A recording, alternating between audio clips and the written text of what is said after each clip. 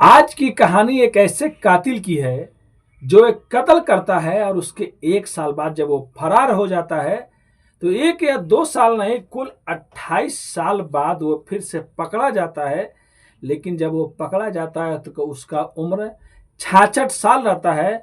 वो भी एक ऐसे पुलिस इंस्पेक्टर के जज्बे को सलाम है जो पहली बार ही अपने थाना का जब इंचार्ज बनते हैं, मतलब उसका कमान उनको सौंपा जाता है, तब वो कहते हैं कि जो सबसे पुराना केस है इस थाने का, जो इतिहास रहा होगा वो चीज़ मुझे ला के दो। एक फाइल निकल के आती है जिसमें एक लड़के का मर्डर हुआ रहता है और वो कातिल कई सालों से फरार चल रहा होता है। लेकिन 1 साल के अंदर वो पुलिस ऑफिसर उसको गिरफ्तार करते हैं। फिर बाद में उनकी बहुत ही सराहना भी होती है कि ऐसे पुलिस वाले अगर हर थाने में आ जाए, हर डिस्ट्रिक्ट में आ जाए, तो शायद कोई भी केस अनसॉल्व नहीं रहेगा। तो चलिए पूरी घटना को इस कहानी के माध्यम से बताएंगे। उससे पहले आप लोग से रिक्वेस्ट करते हैं, अगर आप हमारे चैनल पर नए हैं तो चैनल को आज ही सब्सक्राइब कर लीजिए और अपने भाई को भी सपोर्ट कीजिए, क्योंकि आपका भाई गाड़ियां चलाता है, उसके बाद आप लोग के लिए टाइम निकाल के वीडियो बनाता है। आपका भाई बहुत ज़्यादा मेहनत करता है। तो चलिए पूरी कहानी को शुरू करते हैं। तो नमस्ते, आदाब, सत श्री अकाल। आज की जो सच्ची घटना मैं आप लोग को सुनाने और बताने जा रहा हूँ, एक घटना तमिलनाडु के कोतई पल्लम पुलिस स्टेशन से शुरू होती है। यहाँ पे एक नए इंस्पेक्टर एन मुथु कुमार को इस थाने में भेजा जाता है यहाँ का चार्ज लेने के लिए। लगभग 2018 की ये बात रहती है जब एन कुमार मुथु अपने थाने में आते हैं। थाने में आने के बाद अपने पुलिस कर्मियों से कहते हैं, अपने अधिकारियों से कहते हैं कि कोई ऐसा फाइल लेके आओ जो सबसे पुराना हो, जो अभी तक सॉल्व नहीं हुआ हो। उसके बाद कुछ पुलिस वाले एक केस के फाइल निकालते हैं और कहते हैं कि साहब ये तो बहुत पुराना है और कातिल शायद अभी तक जिंदा होगा या भी नहीं होगा, तो उसके बारे में क्या पता करना। बहुत से पुलिस वाले आए और छोड़ के चले गए। जब एन मुथु कुमार देखते हैं कि ये 28 साल से पेंडिंग है, यानी कि 1990 से 91 से 2018 तक, तब वो कहते हैं कि नहीं, मैं इस केस को सॉल्व करके दिखाऊंगा। फिर वो अपने 2 कांस्टेबल को लगाते हैं और कहते हैं कि इस केस के बारे में जो भी जानकारी जुटती है जाके पता लगाओ।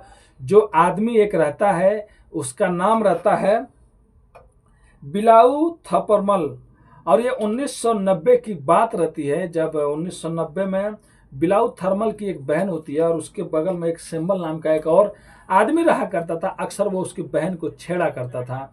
एक दिन ऐसा आता है कि जब बिलाऊ की बहन उसके साथ में जा रही होती है तो सैम्बल उसके बहन को छेड़ता है और उसके बाद बिलाऊ थर्मल और जो सैम्बल होता है इन दोनों में झगड़ा होने लगता है और एक चीज से ये सैम्बल को मार देता है, जिससे उसके मौके पे मौत हो जाती है। जब इसको पुलिस पकड़ती है, गिरफ्तार करती है और इसको जब सजा होती है तो इसको सजा हो जाती है कई सालों का। लेकिन ये जब जेल में रहता है तो कोर्ट से इसको जमानत पे छोड़ दिया जाता है, बस इसलिए कि इसका कोई पुराना बैकग्राउंड नहीं रहता है क्रिमिनल का, और ना ये मतलब कुछ टारगेट करके कुछ प्लानिंग करके पहले से सोचा रहता है उसको मारने के लिए। इसके लिए जो वहाँ के जो जज साहब रहते हैं उसको जमानत दे देते हैं, यानी कि 1 साल बाद ये 1991 में जेल से छूट जाता है। और जेल से छूटने के बाद जब जमानत का टाइम पूरा हो जाता है तो वापस ये जेल में नहीं आता है। उसके बाद वहाँ के जो अधिकारी होते हैं, जो कोर्ट से ऑर्डर भी जाता है कि बिलाऊ थर्मल को कैसे भी थाने में लेके आया जाए। उसके बाद जितने भी पुलिस वाले आते हैं सब कोई केस को पारा पारी एक एक करके देखते हैं, लेकिन केस पुराना हो जाता है। और उसके बाद सैम्बल के घर वाले भी इस केस में दिलचस्पी नहीं रखते हैं। उसके बाद 2018 में जब एन मुथु कुमार का वहाँ पर पोस्टिंग होता है तो वो कहते हैं कि मैं इस केस को सॉल्व करूँगा। उसके बाद 2 कांस्टेबल लोग सबसे पहले जो बिलाऊ का गांव रहता है वहां पे जाते हैं और जाने के बाद जो वहां का नज़दीकी हॉस्पिटल होता है वो लोग सोचते हैं कि हम लोग करें तो क्या करें, लेकिन साहब का ऑर्डर है तो फॉलो करना ही पड़ेगा।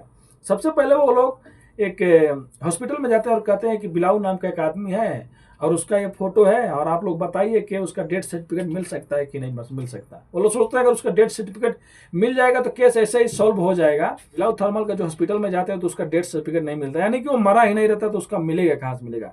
अब जो पुलिस कांस्टेबल रहते हैं वो परेशान हो जाते हैं। फिर हर पुलिस वाले का हर गाँव में खबरी होते हैं, खबरी से ये लोग पता लगाते हैं। तो बाद में पता चलता है कि बिलाऊ जो पेरुमल रहता है उसका एक बच्चा है, दूसरे गाँव में रहता है। जब कांस्टेबल लोग वहां पर जाकर देखते हैं तो एक बात का खुलासा होता है।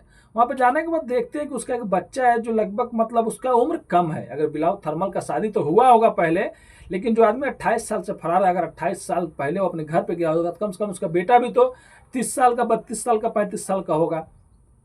लेकिन वहां पर जाने के बाद उसका बच्चा की उम्र कम रहता है। पुलिस को वहां पर डाउट हो जाता है कि बिलावल थर्मल पक्का जिंदा है, इसके लिए इसका बेटा की उम्र इतना है। अब खबरी लोग से और भी पता चलता है कि वो दूसरी शादी किया था जिसका वो बेटा है, और उसकी जो दूसरी पत्नी रहती है वो तिरुनवल्ली में रहती है। अब पुलिस वहां पे जाती है और वहां पे जाने के बाद उससे भी पूछताछ करती है, लेकिन वो लोग भी कुछ नहीं बताते हैं। अब पुलिस का जो रहते हैं अधिकारी, वो लोग अधिकारी को बताते हैं। पुलिस के बाद पुलिस के जो 2 कांस्टेबल रहते हैं वो लोग भी अच्छे से जांच करते हैं, और अच्छे से जांच करने के बाद उसी गांव में लगे रहते हैं और गांव का हर एक आदमी से कहते हैं कि यहाँ पे बिलावल थपरमल नाम का कोई आदमी आता था या जाता था, लेकिन कोई भी बताता नहीं था, किसी को मालूम ही नहीं था। लेकिन जो बिलावल थपरमल था वो उसी गांव में था, लेकिन अपना नाम बदल दिया था। अब एक दिन खबरी से पता चलता है कि जो बिलावल थर्मल है उसका नाम अभी बिरुल या मानी हो गया है, यानी कि बिरुल थमानी उसका नाम हो गया, नाम चेंज हो गया है, और वो उसी गांव में रहा करता था। लेकिन पुलिस की नज़र उस पर नहीं पड़ती थी, क्योंकि 1991 में 90 में मतलब उतना कुछ कागज पत्तर का नहीं था, कुछ भी नाम चेंज हो जाया करता था। अभी का बात दूसरा है। अब पुलिस छापा मारती है और एक दिन जब जैसे घर से बाहर निकलता है, पुलिस को एकदम डाउट क्लियर हो जाता है कि यही वो है, तब उसको गिरफ्तार करती है। और पुलिस जब लेके जाने के बाद उससे अच्छे से पूछताछ करती है, तब वो अपना मुंह खोलता है, कहता है कि हाँ मैं वहाँ से चला गया था और दूसरी शादी कर लिया था। उसके बाद वो ये 1991 में जो जेल से भागा था, ये 2019 में केस सॉल्व होता है, यानी कि 1918 में वो जो N Muthu Kumar police station में जो आए रहते हैं वो केस को सॉल्व करते हैं, और 1991 केस 2019 में सॉल्व होता है। उसके बाद 2 साल ये जेल में रहता है, और 2021 में जो वहाँ के सेशन कोर्ट है, जो डिस्ट्रिक्ट कोर्ट है, वहाँ के जो अदालत में एक फैसला सुनाया जाता है, जो बिलावल थपरमल रहता है इसको उम्र कैद की सजा दे दी जाती है, यानी कि अब उम्र की कैद की सजा पूरी जिंदगी रहेगा। अगर वो 1991 में जेल से भाग घर गया था जमानत पे, अगर वापस आ गया रहता तो उस टाइम की सजा ज़्यादा से ज़्यादा 7 साल की होती थी, शायद वो 2000 से पहले ही छूट जाता। अगर उसको उम्र कैद की भी सजा हो जाती तो उस टाइम की उम्र की सजा की कैद की 14 साल माना जाता था, यानी 1990 में पकड़ा गया था, 1 साल तो सजा जेल में काट लिया था, तो शायद वो 2004 में छूट जाता और वो अपने परिवार के साथ में रहता। लेकिन उसको ये भागना बहुत भारी पड़ गया, और वो आज लगभग 66 साल का हो गया था जब 2019 में वो पकड़ा गया था। सोच सकते हैं उसका उम्र अभी कितना ज़्यादा हो गया। अब तो जेल में ही रहेगा, शायद जेल में ही दम तोड़ देगा, क्योंकि उसने जो जुर्म किया था वो छोटा मोटा नहीं था, वो कत्ल था, चाहे अनजाने में हो गया चाहे झगड़ा में हो गया। लेकिन उसने 28 साल पुलिस को चकमा दिया, पुलिस को घुमाया, उसके बाद नाम बदला, उसके बाद उसको उम्र कैद की सजा हो गई।